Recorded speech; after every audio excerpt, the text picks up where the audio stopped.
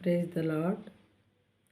Today let us see some verses from the book of Psalms, chapter 103, verse 3.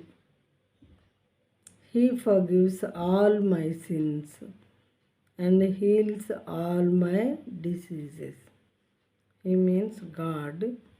God forgives all my sins and heals all my diseases. In Telugu, ఆయన నీ దోషములన్నింటినీ క్షమించువాడు. ఆయన నీ సంకటములన్నింటినీ కుదుర్చువాడు. ఆయన నీ దోషములన్నింటినీ క్షమించువాడు, నీ సంకటములన్నింటినీ కుదుర్చువాడు.